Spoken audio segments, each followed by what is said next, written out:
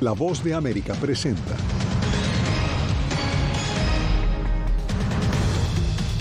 Préstamos estudiantiles y derechos LGBTQ.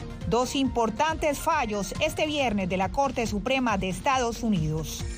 El fin de la discriminación positiva en las universidades estadounidenses genera preocupación entre comunidades minoritarias.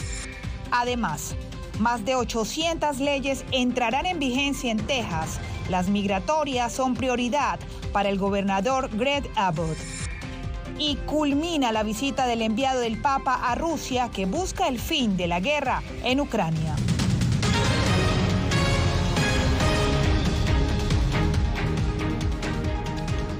Bienvenidos a esta nueva emisión del Mundo al Día. Comenzamos. Dos importantes fallos emitió la Corte Suprema de Estados Unidos este viernes. Uno para descartar el plan del presidente Joe Biden de anular las deudas estudiantiles y otro para darle la razón a una diseñadora que rehusó atender a una pareja homosexual en Colorado. Jacopo Luzzi, en vivo desde el máximo tribunal, nos amplía esta noticia. Adelante, Jacopo.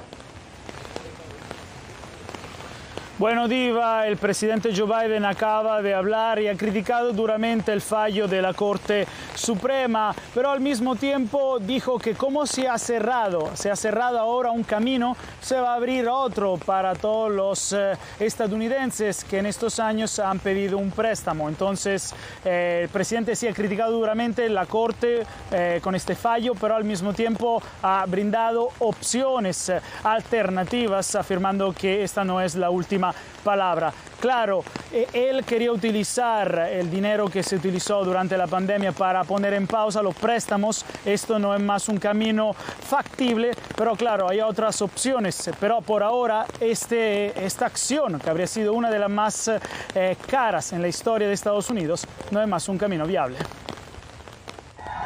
La supermayoría conservadora de la Corte Suprema anuló con una decisión de 6-3 la propuesta del presidente Joe Biden de cancelar parte de la deuda estudiantil de decenas de millones de prestatarios en Estados Unidos. El tribunal dijo que el plan excede los poderes del Departamento de Educación y que compete más al Congreso. En tales circunstancias, hemos requerido que el secretario señale una autorización clara del Congreso para justificar el programa impugnado. Casi 26 millones de prestatarios habían solicitado que se borrara parte de su deuda. La frustración ahora es grande entre ellos. Será extremadamente difícil para mí llegar a fin de mes, especialmente como propietaria de una pequeña empresa. Detractores del plan presentaron desafíos legales, alegando que la cancelación presidencial es una injusticia para quienes sí pagaron sus deudas. Biden prometió nuevas acciones para proteger a los prestatarios. Esto es porque estamos creando un programa temporal de repago de 12 meses y ahora, al igual que una pausa de préstamos estudiantiles, ha estado vigente durante los últimos 3 años. Los pagos mensuales vencerán, las facturas no saldrán y no se acumularán intereses. Cambiando de tema, siempre este viernes, la Corte Suprema apoyó a una diseñadora web en Colorado y dijo que tiene el derecho constitucional a negarse a brindar servicios para matrimonios del mismo sexo, a pesar de una ley estatal que prohíbe la discriminación contra las personas homosexuales. La primera enmienda contempla a Estados Unidos como un lugar rico y complejo donde todas las personas son libres de pensar y hablar como deseen, no como exige el gobierno. Para algunos constitucionalistas, el fallo no debería tener un impacto comparable a la decisión del año pasado sobre el aborto. Lo que hizo la Corte Suprema fue decir, si se oponen al matrimonio entre personas del mismo sexo, los protegeremos en una variedad de contextos. El caso, aunque enmarcado como un choque cultural entre la libertad de expresión y los derechos de los homosexuales, fue el último de una serie de decisiones a favor de personas y grupos religiosos en Estados Unidos. Diva, por otro lado, según expertos, esta decisión también parece poner un poco en duda también los derechos de la comunidad de LGBTQ, o sea, son más vulnerables, según expertos, también el matrimonio del mismo sexo, particularmente cuando, y cito, están en desacuerdo con las afirmaciones de libertad religiosa. Claro, al mismo tiempo, el fallo limitó la capacidad de los gobiernos para hacer cumplir las leyes contra la discriminación. Gracias a Jacopo Lux y en vivo desde la Corte Suprema en Washington. El acceso a la educación superior debe ser solamente por mérito. Así opinan los detractores de la política de admisión universitaria conocida como acción afirmativa que esta semana derogó la Corte Suprema de Estados Unidos. Paula Díaz con las distintas reacciones que está generando la sentencia. El fallo del jueves de la Corte Suprema que anula la acción afirmativa en las políticas de admisión de las universidades Harvard y Carolina del Norte podría generar futuros desafíos legales. Defensores de acceso a la educación afirman que continuarán trabajando para encontrar otras formas de lograr la diversidad en estas instituciones. Yo mismo he beneficiado de este programa. Si no hubiera sido por esto, es posible que nunca hubiera sido aceptado a la universidad. Terminé graduándome de la Universidad de Harvard como abogado, me convertí en abogado, en profesor, en juez y hasta en alcalde de la ciudad de Providence. De la acción afirmativa se han beneficiado el expresidente Barack Obama y su esposa Michelle, también dos magistrados de la Corte Suprema, Sonia Sotomayor, que la defiende, y Clarence Thomas, que la rechaza. La acción afirmativa no fue perfecta, pero permitió que generaciones de estudiantes como Michelle y yo demostráramos que éramos parte de esta sociedad. Por su parte, el expresidente Donald Trump celebró la decisión de la Corte. Este es el fallo que todos esperaban y anhelaban, y el resultado fue asombroso. También nos mantendrá competitivos con el resto del mundo. Nuestras mejores mentes deben ser atesoradas, y eso es lo que ha traído este maravilloso día. Vamos a volver a basarnos en los méritos, y así debe ser. Entre los estudiantes de los grupos minoritarios hay tristeza e incertidumbre sobre el impacto para las futuras generaciones. Sé con solo mirar los datos que estos campus verán menos estudiantes negros y latinos. Y eso es lo que me asusta, porque muchos estudiantes que se parecen a mí ya no forman parte de muchas de estas instituciones. Paula Díaz, Voz de América, Washington. Y continúan las interrupciones de vuelos este viernes, día pico para los viajeros del fin de semana del 4 de julio.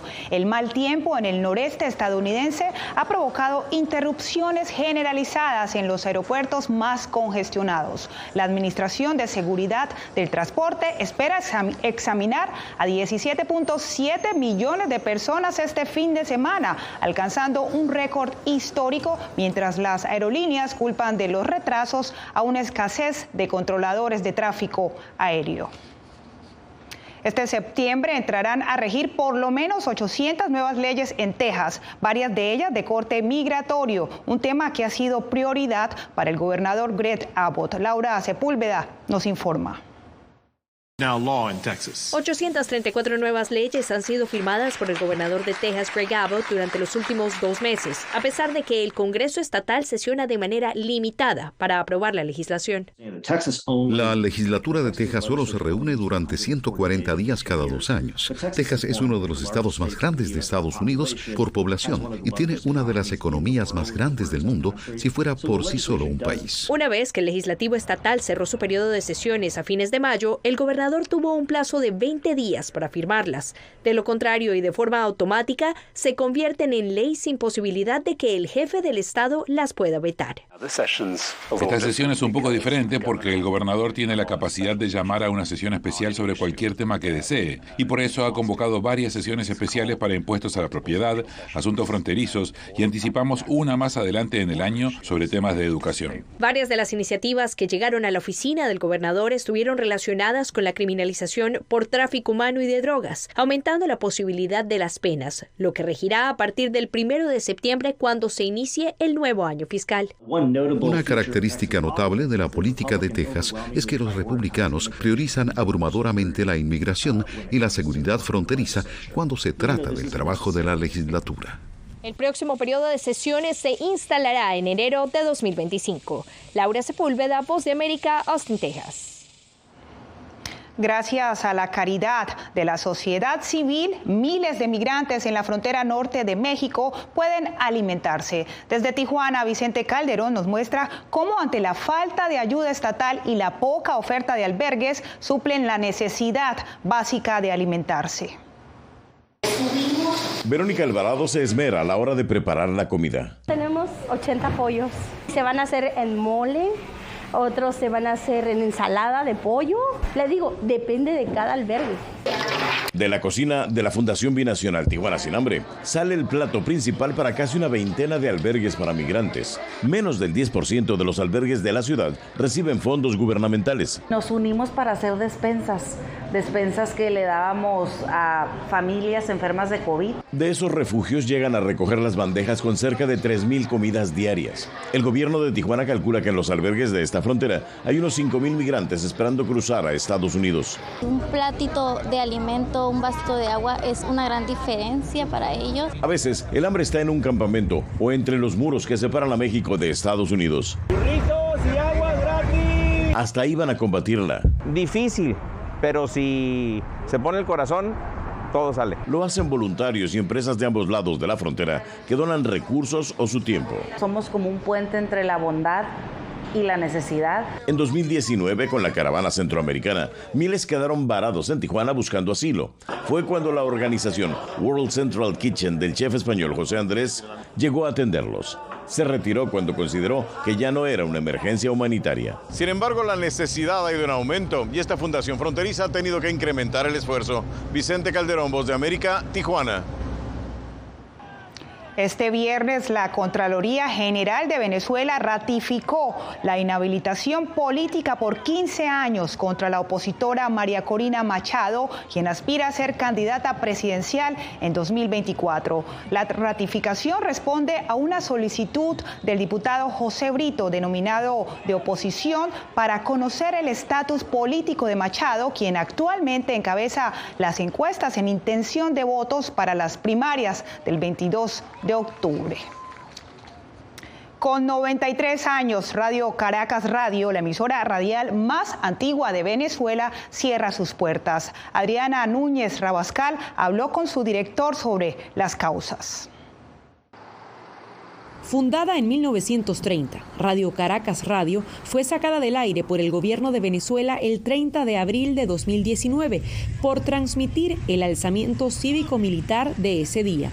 Sin embargo, con un mínimo de empleados, siguió difundiendo su programación por vías digitales hasta este viernes 30 de junio, cuando la operación se hizo insostenible para sus directivos. Y esta es una radio que ha estado 92 días sin electricidad, a punta de planta eléctrica, por una avería en el transformador que nos entrega la electricidad a nosotros. Entonces hay varias señales que nos están indicando que estamos corriendo altos riesgos. Y la decisión fundamentada y bien discutida y seriamente analizada es, ¿vale la pena correr el riesgo, perder los activos que nos incauten los equipos? En la estación podían escucharse las voces más críticas de la oposición política venezolana, que cada día encuentran menos espacios en la radio y TV del país. Estamos hablando de la emisora pionera de la radiodifusión en Venezuela. Yo no sé si realmente la gente que nos está viendo cae en cuenta y tiene conciencia del significado real que hay detrás de esto. La poca inversión publicitaria y las dificultades para garantizar la conectividad estable de la Internet para emitir su señal por YouTube terminaron por darle el último golpe a 93 años de historia. ¿Cómo haces tú para mantener esta estructura con un personal que está aquí, oye, dando todo su corazón por el país? En el último año, 107 estaciones de radio han cerrado en Venezuela por decisión del ente regulador de las telecomunicaciones, alegando en la mayoría de los casos el vencimiento de la concesión para transmitir en señal abierta. Adriana Núñez Rabascal, Voz de América, Caracas. Concluyó la visita del enviado del Papa Francisco a la capital rusa. El cardenal Mateo Zuppi intentó acercar posturas con las autoridades rusas sobre el conflicto en Ucrania, aunque sin demasiado éxito. Desde Moscú nos reporta Ricardo Marquina. El cardenal Mateo Zuppi, el enviado del Vaticano para las posibles negociaciones de paz entre Ucrania y Rusia, visitó este miércoles y jueves Moscú, la capital de Rusia, después de haber pasado previamente por Ucrania. Zuppi no tuvo acceso a grandes líderes del país, no pudo verse con el presidente ruso Vladimir Putin, pero sí que vio a la protectora del menor en Rusia, que está precisamente acusada por el Tribunal Internacional de haber orquestado la deportación masiva de niños ucranianos de los territorios que Rusia ocupa en Ucrania. Con ella trató precisamente este tema.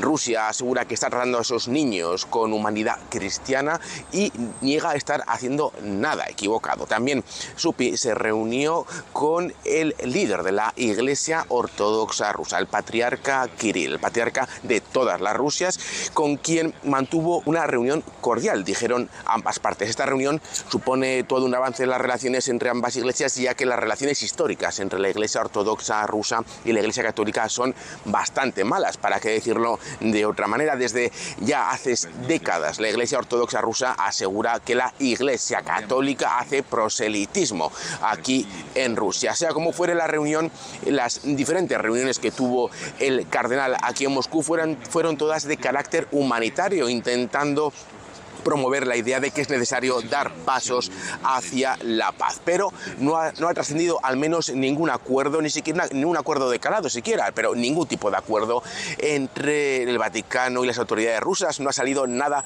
ningún acuerdo que pueda catalogar a esta visita como una visita fructífera. Y lo más destacable es que el cardenal, pese al intento de venir aquí a Moscú, no fue recibido por Putin ni por ninguna figura política de primera línea.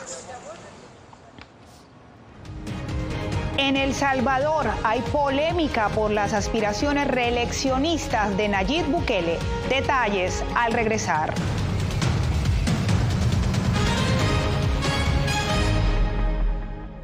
I thought this war would be end in a few months.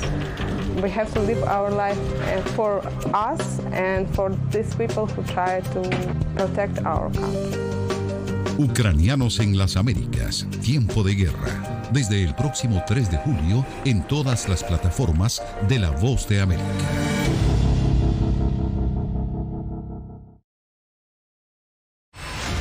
Vencer la autocensura, poder mantener los medios abiertos. Periodismo, la prensa libre importa. Una coproducción de La Voz de América y TVV. Expuestos a una vulneración de sus derechos básicos. Disponible en vozdeamerica.com.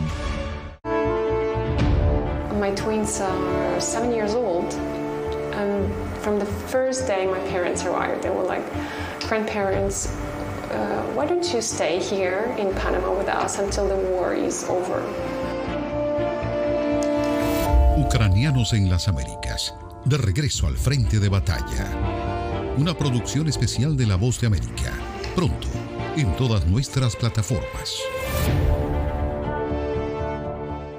Fui detenido con acusaciones de traición a la patria y luego fui sentenciado y condenado a 13 años de prisión. Es una sensación totalmente inhumana, es una sensación como de estar muerto en vida realmente.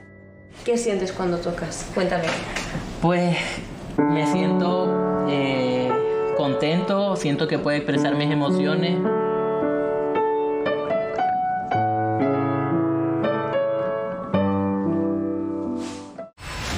Creo que la cooptación de las instituciones es uno de los graves problemas que tenemos. Periodismo, la prensa libre importa. Una coproducción de La Voz de América y Guatevisión. Una de las patas que sostiene la democracia debe ser la libertad de prensa. Disponible en vozdeamerica.com.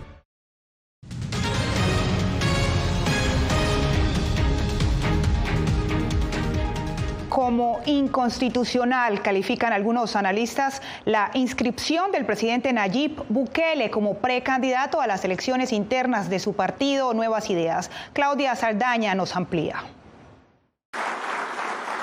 El anuncio del presidente Nayib Bukele de su inscripción como precandidato para optar nuevamente a la silla presidencial no ha dejado indiferente a los salvadoreños. Algunos analistas critican la decisión.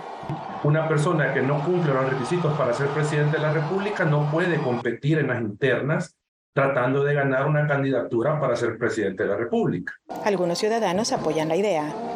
Muy buena decisión, la verdad es que el trabajo lo respalda y creo que la población, la mayoría, al menos yo, lo vea bien.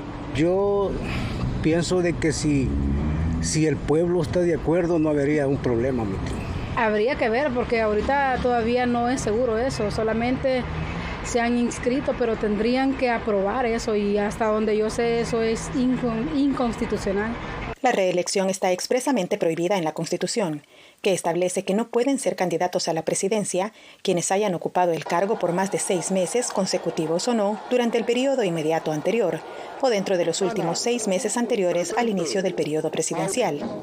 El vicepresidente señaló de que había que leer la Constitución del 62 e integrarla con la nueva para entender lo de la reelección, algo que es totalmente absurdo. O sea, si la Constitución no se puede estar integrando con una Constitución ya derogada, a ese nivel de ridiculez han caído con el intento de justificar la reelección. Las elecciones internas del Partido Nuevas Ideas se realizarán el próximo 9 de julio. Claudia Saldaña, Voz de América, El Salvador. 40 formas de torturas contra opositores al gobierno de Daniel Ortega en Nicaragua ha documentado el colectivo de derechos humanos Nunca Más. Nos informa Donaldo Hernández. En los últimos 5 años de crisis sociopolítica, el gobierno de Nicaragua ha ejercido violencia física contra manifestantes, según revela un informe del colectivo de derechos humanos publicado en julio. Quemaduras, choques eléctricos, agresiones o lesiones con armas o objetos, bombas lacrimógenas, gases de pimienta y otros químicos. Gonzalo Carrión, coordinador de esta organización, asegura que el gobierno nicaragüense ejerce al menos 40 formas de tortura, según revela la investigación que cuenta con el testimonio de 158 personas. Otras organizaciones como la CPDH, la Comisión Permanente de Derechos Humanos, ha documentado más testimonios de presunta tortura. La CPDH tiene más de 500 expedientes debidamente documentados. Algunos de ellos tenemos un médico forense que ha avalado que efectivamente son torturas. El Estado de Nicaragua no se ha referido al reciente informe del colectivo de derechos humanos y en otros foros ha negado que en el país centroamericano se practique la tortura. No obstante, el Comité de las Naciones Unidas contra la Tortura denunció esta práctica en julio de 2022. El Comité de la ONU contra la Tortura expresa preocupación por el uso de la fuerza letal, las detenciones arbitrarias y los actos de tortura y malos tratos, así como por las desapariciones forzadas a manos de la Policía Nacional. En Nicaragua actualmente hay 60 opositores arrestados por razones políticas, según organismos de derechos humanos. Donaldo Hernández, Voz de América. Al regresar, piden castigo severo por la violencia contra la mujer y los niños en Bolivia. Aquí tenemos varios desaparecidos y muertos y amenazados todos. Periodismo. La prensa libre importa. Una coproducción de La Voz de América y Fuerza Informativa Azteca. Disponible en vozdeamerica.com. En tiempos de cambios, cuando el mundo parece incierto y lo que escuchamos no refleja lo que vemos, buscamos la verdad. A través de la pantalla de la... Cuando nos cuentan solo una parte de la historia, perdemos la confianza. En momentos de crisis, nuestros sueños, esperanzas y deseos de un mejor mañana dependen de una prensa libre. En La Voz de América te traemos las historias que la gente se arriesga a ver. Conectamos el mundo y lo unimos con la verdad.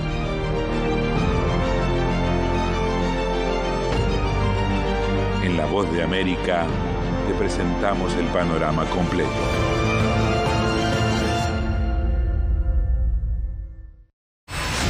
Poder recuperar la libertad de prensa. Periodismo, la prensa libre importa. Una producción especial de La Voz de América. Se ejerció esta profesión con mucho miedo. Disponible en vozdeamerica.com.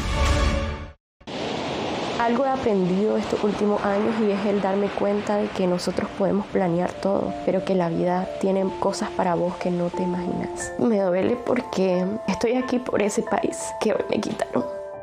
Yo siempre he dicho que la libertad está en la mente y el hecho de que tu cuerpo esté en un lugar no significa que no sos libre. Siempre me sentí libre, incluso estando presa me sentí más libre porque pude darme cuenta que si estaba ahí es porque realmente he elegido qué hacer con mi vida.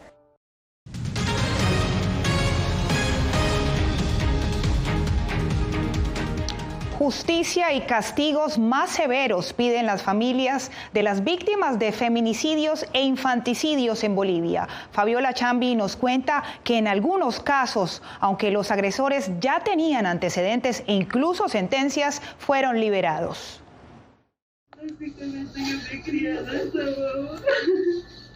Samantha y su hija de apenas 2 años fueron cruelmente asesinadas. José Andrés, de 9 años, encontró la muerte cuando se dirigía a su unidad educativa.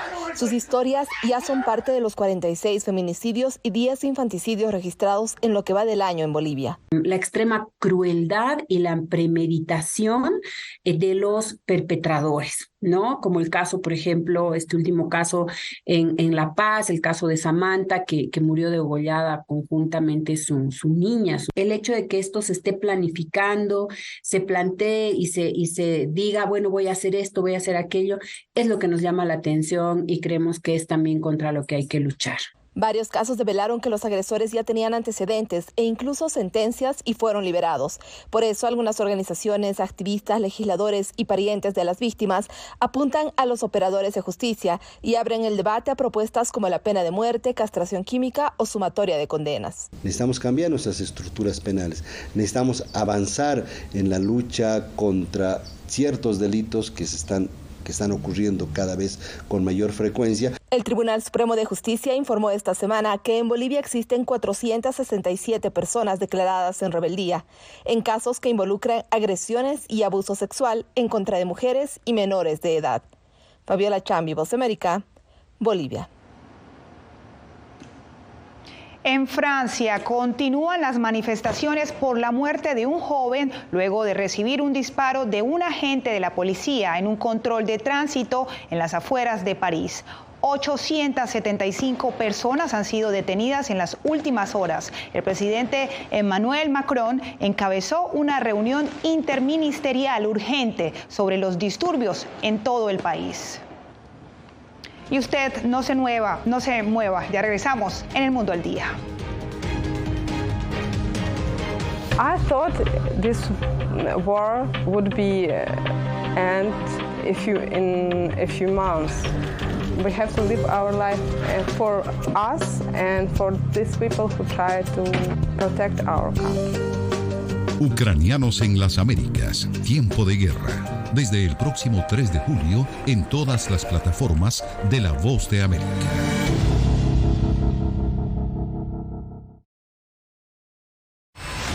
Vencer la autocensura, poder mantener los medios abiertos. Periodismo, la prensa libre importa. Una coproducción de La Voz de América y TVV. Expuestos a una vulneración de sus derechos básicos. Disponible en vozdeamerica.com. My twins are 7 years old.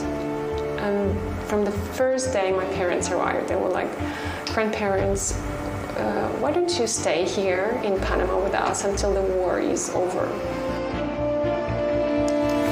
Ucranianos en las Américas, de regreso al frente de batalla.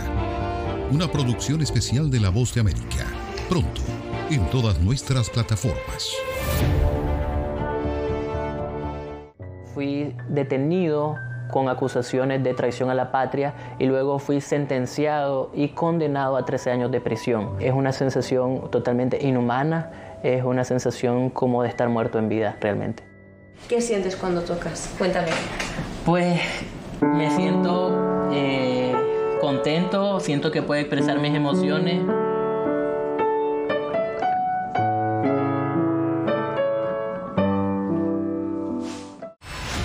Creo que la cooptación de las instituciones es uno de los graves problemas que tenemos. Periodismo, la prensa libre importa. Una coproducción de La Voz de América y Guatevisión. Una de las patas que sostiene la democracia debe ser la libertad de prensa. Disponible en vozdeamerica.com.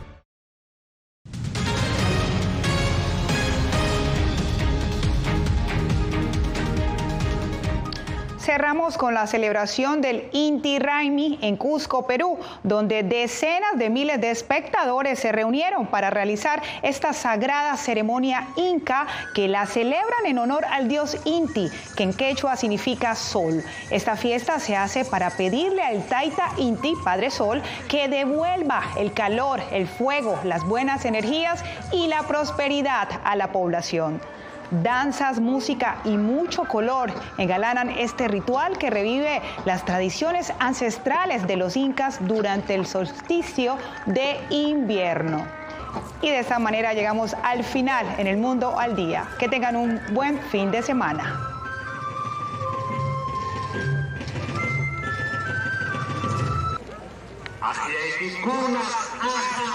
Santa.